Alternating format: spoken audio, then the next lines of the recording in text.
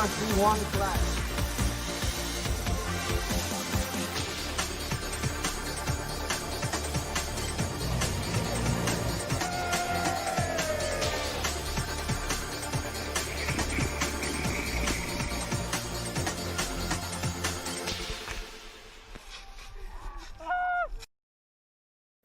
Hello everybody, good evening and welcome to yet another episode of ERC's The Stage, and that was last weekend. It was only a couple of days ago, and that was Liepaja in Latvia for round 2 of the championship as we switched from tarmac at the start of the season to gravel, the high-speed gravel in Latvia last weekend. Julian Porter has also made it back safely. We've been allowed back into Great Britain after having hopscotching around Europe to try and avoid 14 days of quarantine in this global pandemic. But after a 7.5-hour wait in Frankfurt Airport, I was allowed back to Manchester. But I am now home. Julian, you're home. Everything good for you? Everything all right? Everything's fine. I didn't have such a longest trip as you did back. I only had a couple of hours in Frankfurt. Did have some delays on the motorway, but home. I'm back to my walking, 27 Ks yesterday, 25 today. So I'm back into the routine of that. So that's quite good. Fantastic. Well, I'm looking forward to getting out on the bike, I think, and go for a bit of riding later this week, which would be good. But it's raining in the UK at the moment. The weather's not so good. However, let's introduce our guests this evening. Julian, who have we got joining us tonight? Tonight we have got two-time winner this season already in ERC3, incorporating the juniors, Ken Torn. Yay. I'm a Sport 4 driver. Hi, Ken. How are you doing? I'm fine, thanks. That's good. And we have Emil Lindholm, who is part of the MRF team. Emil, I'm not sure where he's at. He looks like he's in like a test truck or something. I'm not really sure. But Emil, how are you doing? Yeah, I am in a test truck. You're absolutely correct. So in other words, I'm doing very well indeed. Ken, are you in a test truck? Because I like your test truck's wallpaper in the background. No, I'm at home. Okay, fine, fair enough then. That's good. Before we come back to these two, Chris, we're just going to show a quick highlights package from the weekend that you've voiced on, well, I think Sunday night, Monday morning, very, very late. We're just going to get a quick roundup of the event itself from Liepaja, and then we're going to come back and chat to Ken about his season so far. For round 2 of the FIA European Rally Championship, we headed north to the high-speed gravel in Latvia. And out to impress, the double winner of Rally Liepaja was Nikolai Gryazin, who set the fastest time in the qualifying stage. When it comes to gravel, getting the clean racing line and starting further back on the road promises more success on the leaderboard, and Gryazin elected to go 15th on the road on the opening day.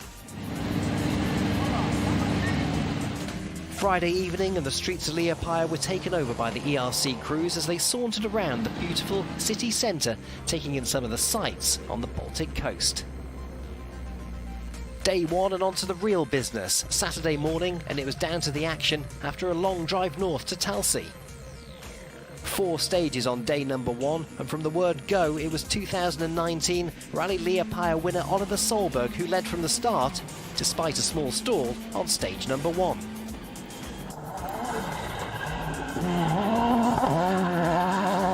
Day 1's leaderboard was dominated by Solberg, Lukanuk, Osberg and Gryazin, who crashed out on stage 4 in his usual spectacular style. The crew were okay. Day 2 and Sunday stages were a little closer to home. 6 stages run close to Liepaja with no change in the top 3, despite some battles on the high-speed Latvian roads. The 2019 Rally Liepaja winner Solberg did it again, even though he kept quiet about engine misfire in stage 7. Mads Osberg was second, Lukanuk third, who now leads the championship by 4 points. In ERC2 it was won by Tibor Erdi Jr. And the ERC3 juniors, Ken Torn did it again, a double for him, after local boy Martin Sex, who was leading until stage 7, retired with mechanical problems. Alexei Lukanuk now leads the championship by 4 points as we head to round 3 of the ERC in the Azores in the middle of September.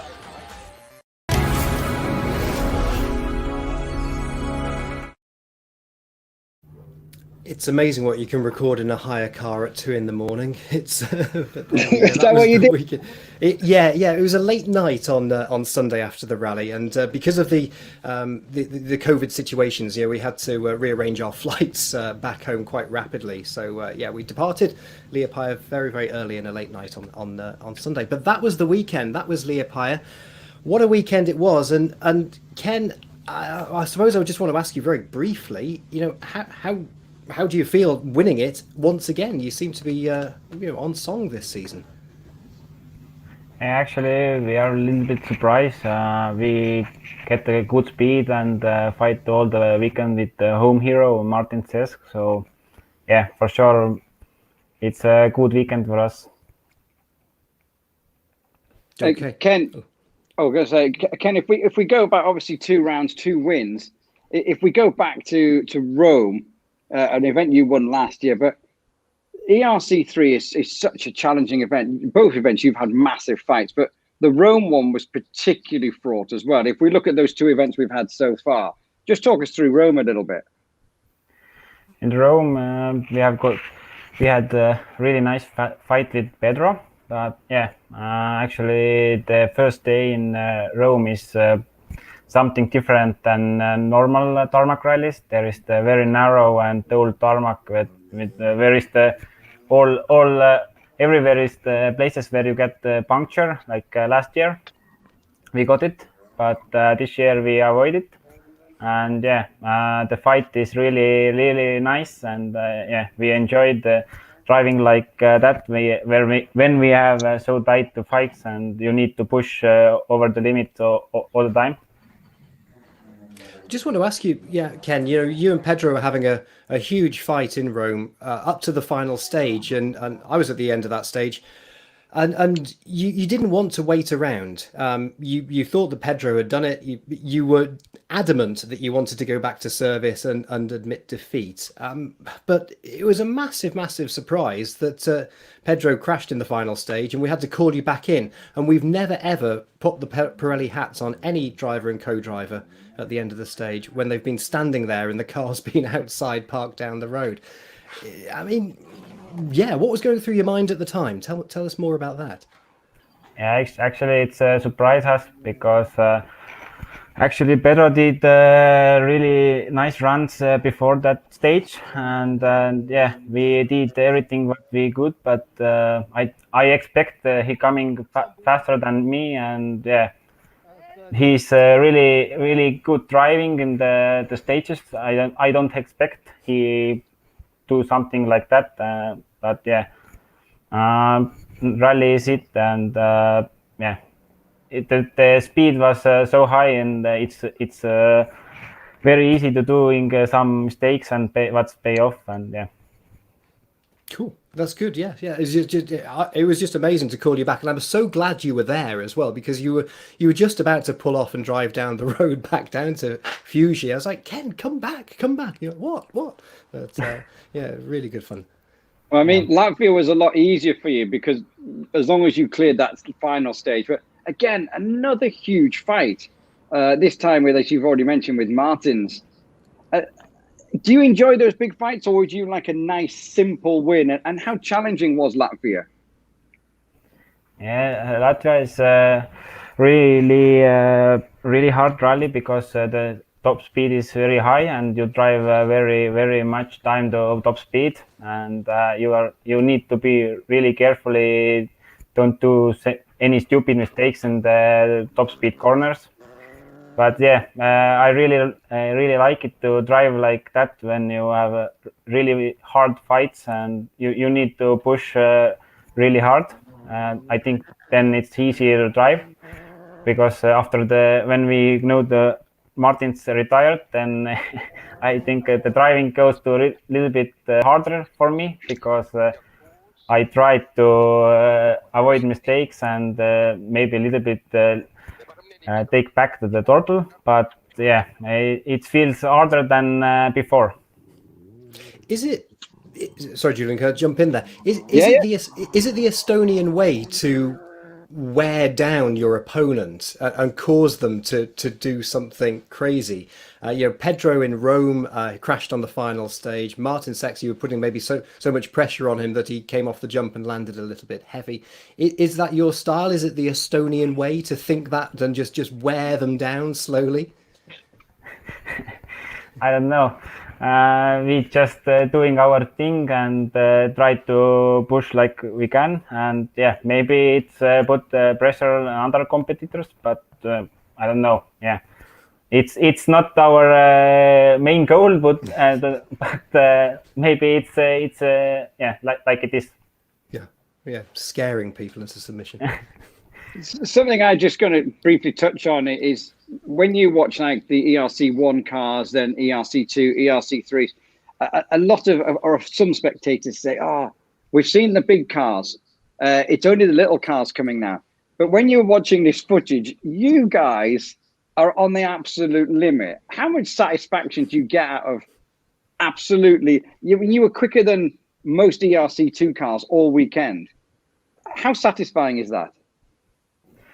Yeah, all the time the spectators want to see the fastest guys, and for sure in the four-wheel drive cars maybe it's better to watch and they give more better show because when you want to drive two-wheel drive fast, you need to be very clean line and nothing for spectators. But yeah.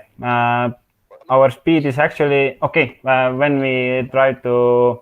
I don't know. Maybe one sponsor's driving, then the guys who is next to me, they okay. I never told anymore the front wheel drive cars is boring because the speed on inside is insane and yeah, they always like it and yeah, that's it. I wanted to ask you, Ken, the new Fiesta that you're driving, you were in it last season as well.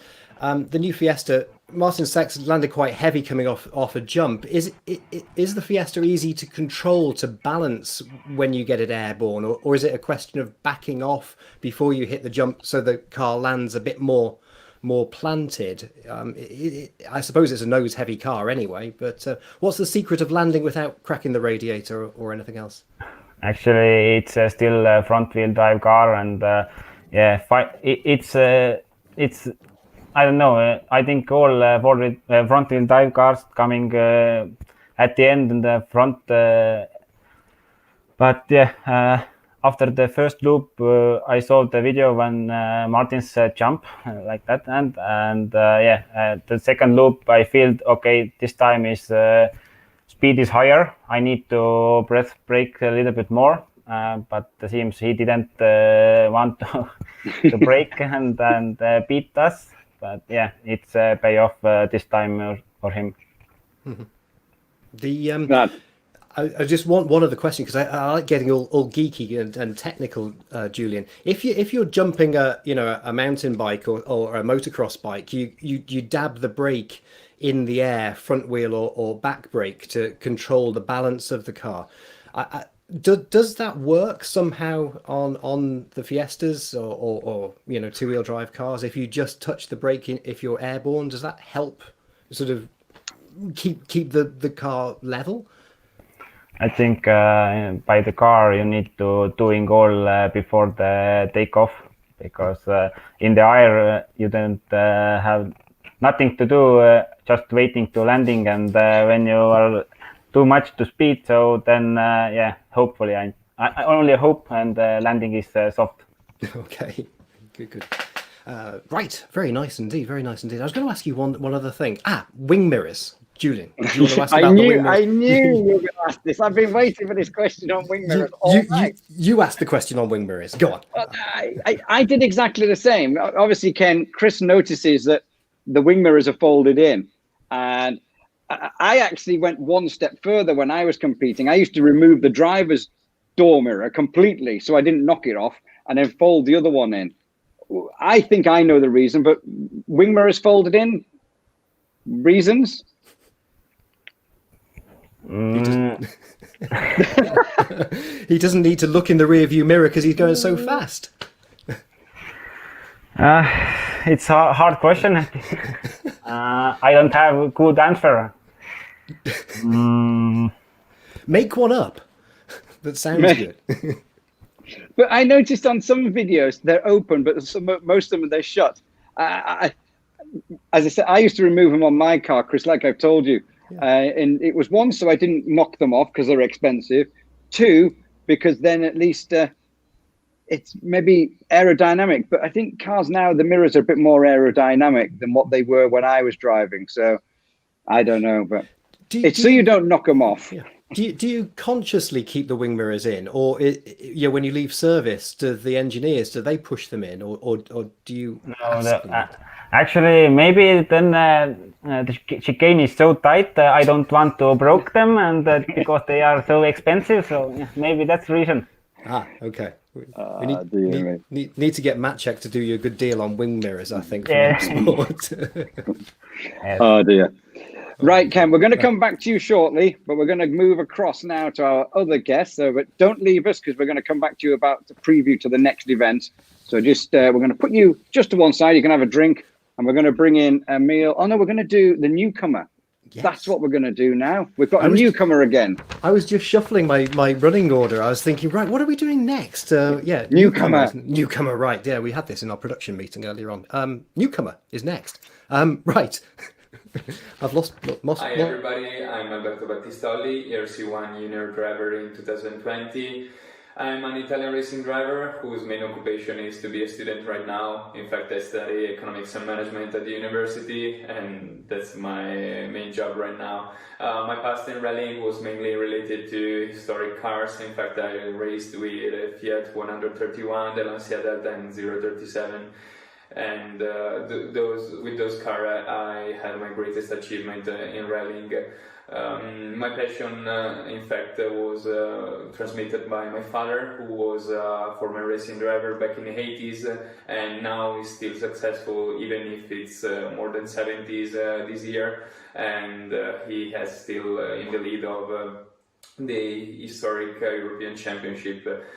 I've chosen to race in ERC this year because I think it is the most complete championship, and it really gives me a great opportunity to grow and to experience a new part of rallying. And so far, after these two appointments, I have to say I learned a lot, thanks obviously also to my co-driver, who has a very, very big experience, that is Simone Scatolin. And so I'm very proud to be in this championship. I will look forward to be in the next rounds and to gain as much as experience I can this year, and maybe the next to show what I learned. So thanks to you, thanks to all, and see you in the next round. Cheers. I like Alberto's house. Yeah, I tell you what, they make great pasta as well. At the test, I had some lunch with them. They had great pasta. Before we speak to Emil, we're just going to quickly go through. Rachele Someschini, she's watching. Hello, Rachele, hope you got home everything. MRF Racing, who we know that we're going to talk about them with Emil. Raf's our cameraman, he's watching. Gianluca from Italy, who helped us in Rome. So quite a few people watching from around the world. Argentina, Azores. Obviously, we are going to talk about the Azores later on. Gran Canaria, Santa Barbara, California. There we go. Good. Emil Lindholm, Chris, you're on your way. Look at that. Emil, you're in the back of a truck. So you're in a test truck somewhere. Correct. Whereabouts are you in the world in your test truck, or are you making your way back from Liepaja to somewhere? No. Yeah. I got and today I already traveled back to Italy. This time we're actually doing a bit of testing on the old tarmac roads of Sanremo tomorrow. So that's why I'm here. Wow. Nice. Lovely to see you this evening. Obviously down there doing the tarmac testing. But tell us about tyres on the gravel for the first outing for the MRFs with you and Craig this weekend. How did everything go? Did they stick to the ground enough? They really did stick to the ground. I mean, you can see that on the stage times, which were pretty decent for most of the time. I mean, it was the first rally on gravel for these newly sort of developed gravel tires, and yeah, to see the performance, it was good, definitely super good, and consistent also from stage to stage throughout the weekend. So that's quite sort of the testimony for everyone at MRF Tires. I really like them. Emil, if we go back to the start of the season and on the tarmac in Italy, you say you're in San Remo now, but yeah, we all went there. It was a kind of a lot of learning for you in Italy. Tarmac, not your probably specialist surface, new tires. How pleased were you with the performance from yourself and of the tires in that completely new package?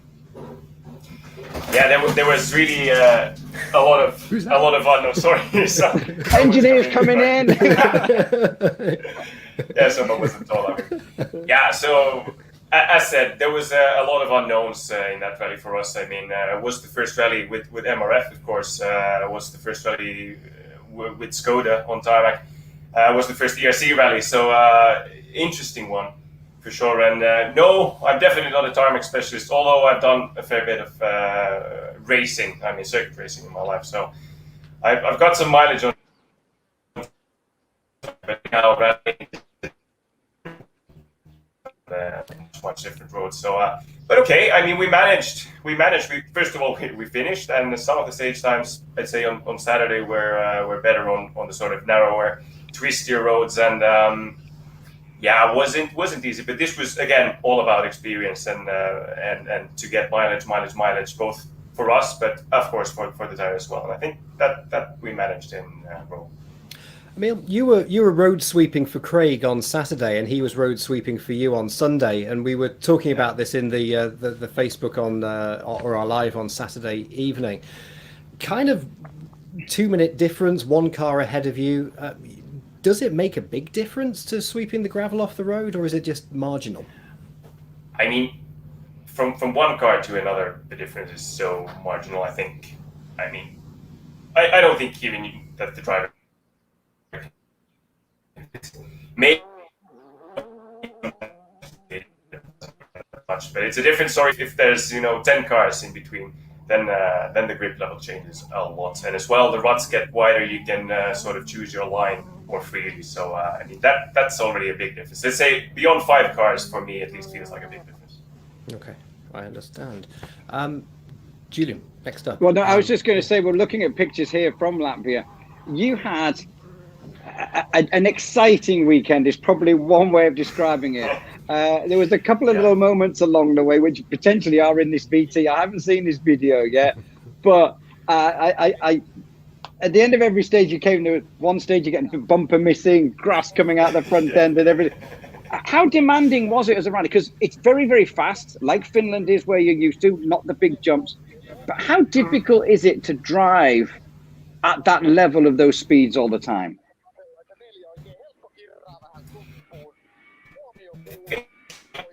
Roads in Latvia, they're definitely, the average speeds are faster than what we have in Finland as well. The surface is a bit different.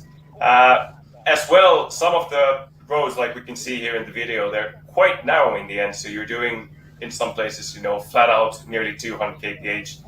And that's, when you start getting grass in your bumpers and stuff.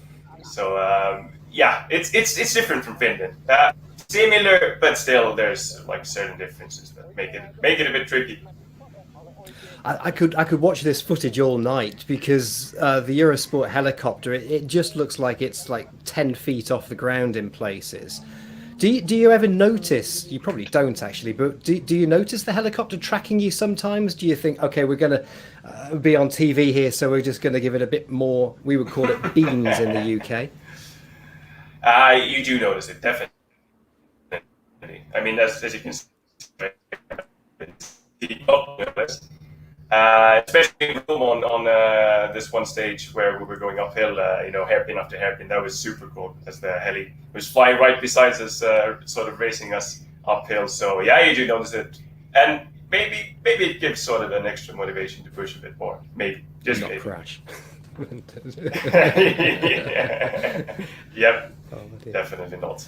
Okay, I want to ask you one question, Julian. I know that you go in first, and then No. I'm I'm at the minute. I'm happy at the moment. Go on with yours. Oh, you're happy. Oh, that makes a change for you. Normally you're super grumpy. Now I've lost my notes. Right, where is it? Hang on, I've written it down. So here we go. Right.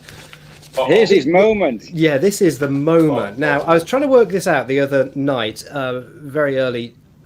You are right.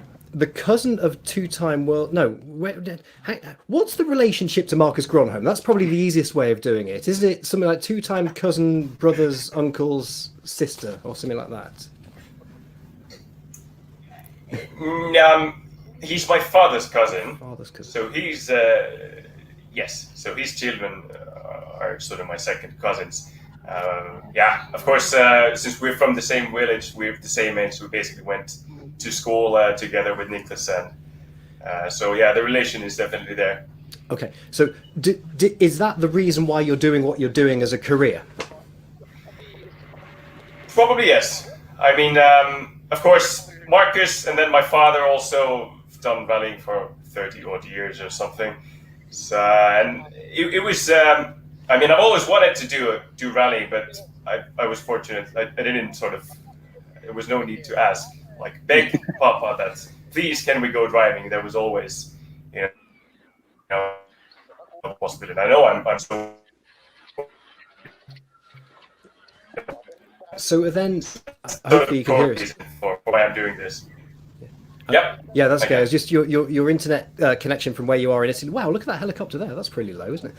But your internet connection there's not the best, but we are getting most of what you're saying. So are you from a farming family then? Because Marcus has got the farm and so on. But are you farmers as well?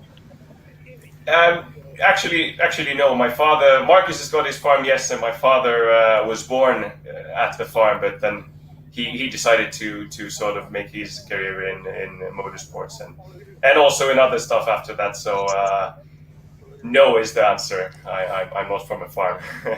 All right. The question I have is, a lot of dads, when their sons or daughters compete, they run ask, is he an interfering dad? I have to say I haven't seen him around the service park, but we're not normally in the service park.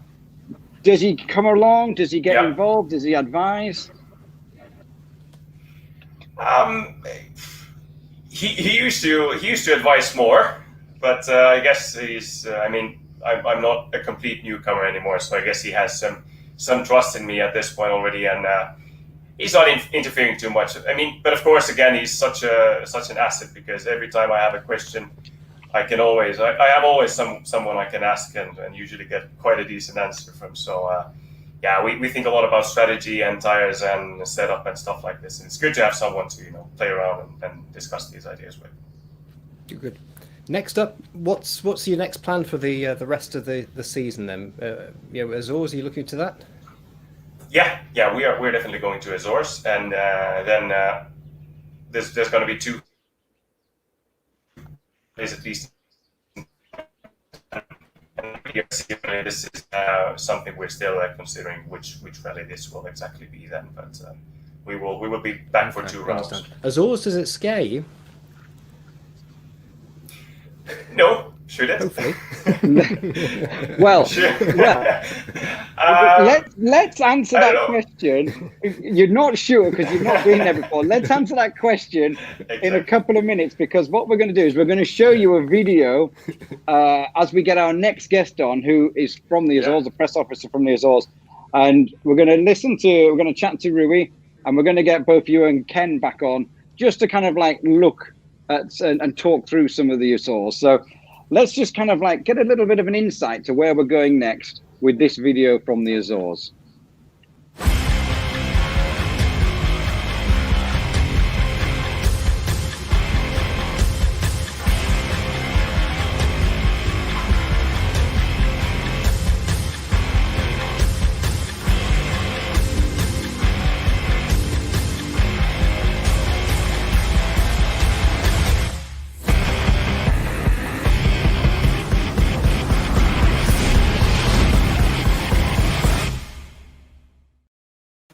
Rui, Good evening. Hello, good evening. How are you guys? How are you? Yeah, good. Are you on the island? Are you on the island of San Miguel this evening, or are you somewhere else? No, I'm on the island of San Miguel. It's a good weather up here.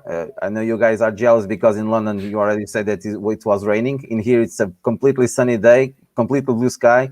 Those kind of days that we want the rally to be on the road, and of course to see the amazing views from Sete Cidades and also from Gremilhais and Tronqueira and all other special stages that take parts of the itinerary of the Azores Rally. Rui, I'm disappointed. You said it's sunny today. That's the one day of the Azores is having this year. That means you know, you guys are always welcome. 365 years a day, days per year. So please join us anytime you want. I love going to the Azores.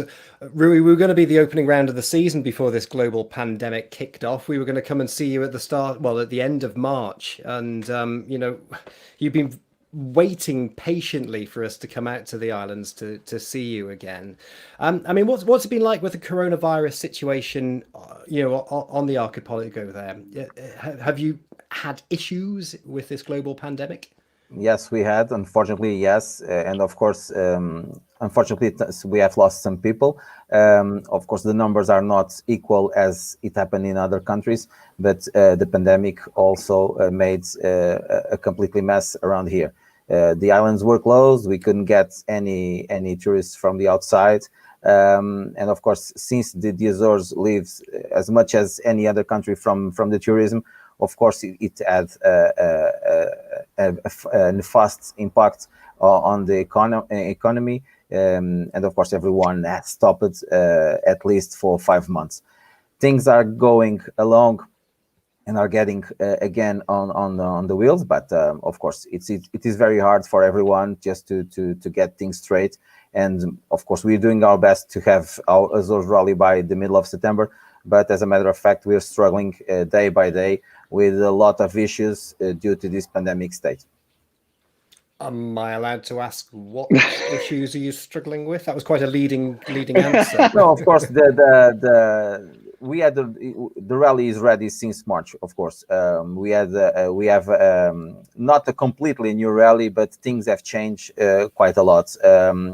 Of course, we are not having the city stage, the former city show on previous years, because one of the health measures that was imposed to the organizers is to avoid crowded places and to the reunion of many spectators. So we will not have the city stage this time, counting this time for the first time for the overall classification, but it will not going to happen.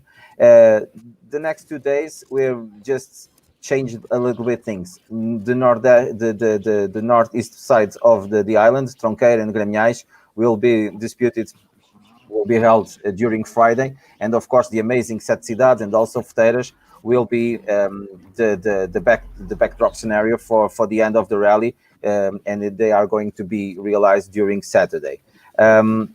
The major issue right now is that the regional health authority just asked us, and it was a kind of imposition to allow that the rally could go to the road, that there are no spectators allowed to be present on the roads of the rally. So that's one of the issues we are not used to, because year after year we just want more and more people on the roads to cheer up the competitors and all that the party. The rally party is made with the spectators. Unfortunately, this year this will not happen because it's one of the measures that was imposed by the health authorities, just to avoid any contagious scenario that might prejudice not only the spectators but everyone involved in the rally. So that's our main concerns right now, is how to deal with that, how to deal with this new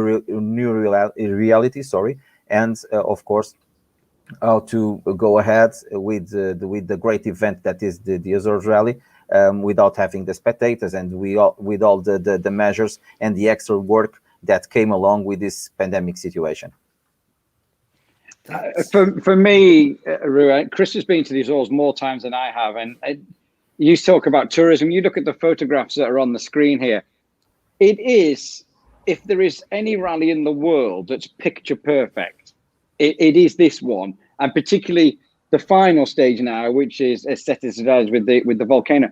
But the whole island is just an amazing kind of thing. How important is the rally to the island? You're talking about the tourism, which obviously can't. But as an event, how important is it? And to have those images that you can see there. Well, it is very important. It was already and previously noticed. The rally gave us a total amount of around 15 million euros of income against an investment of just 1 million. That's the support from the Azores government. From the last economic impact studies, those are great numbers for the local economics. Not only with this, but during all year, people want to visit the Azores because they saw the image through Eurosport's TV channels, through the internet, to the social media. They are eager to visit the Azores and to live the experience of being at the Azores. Of course, with this pandemic situation and the situation of the flights that are forbidden from some countries and to another countries, it's difficult to manage this situation, and of course everyone's concerned on what is going to be the real impact, specifically on the economic situation, but also in the tourism situation here in the Azores with this COVID-19 scenario. But okay, that's life. Unfortunately, it happened on the globe, not only on Portugal, not only on Europe, but all around the world. These things happen. Of course, there are some countries that are dealing with worse situations with their citizens. Of course, they are suffering a lot with this pandemic. So we just have to be glad with our reality and try to move things along. Really, every time we play any TV program from the FIA European Rally Championship, the water splash at the end of Tronqueira features in the opening titles every time, and it's probably the most famous water splash. It's the last water splash at the end of the stage, and it has been for a number of years.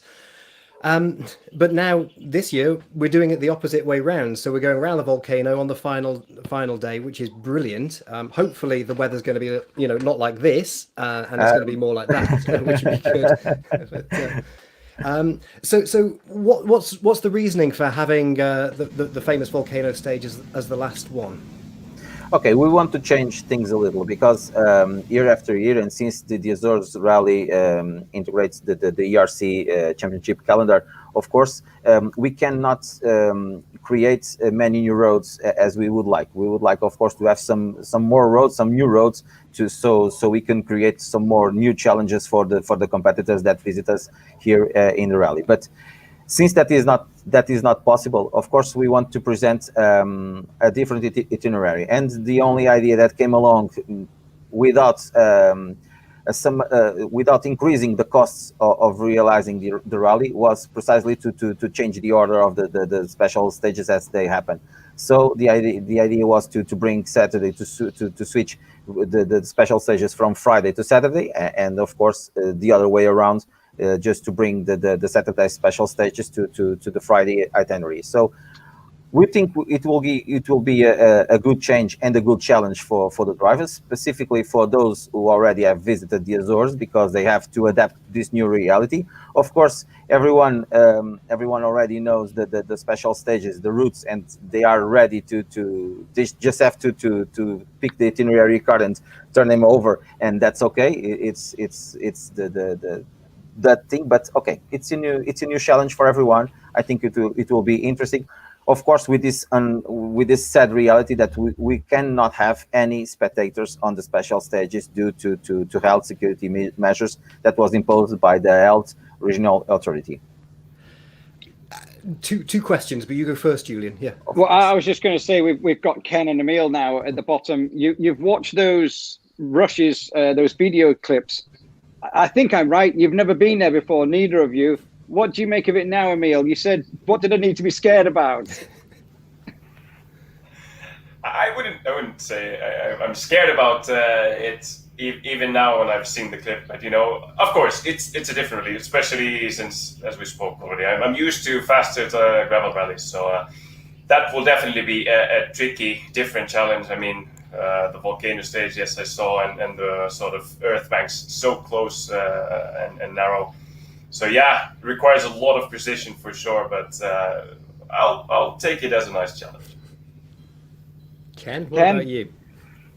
Actually, it seems really amazing. The top of the volcano in the stage is popular and water splash, and like I listened before, the weather is really quick change there, the fog and rain, and that's the big challenge.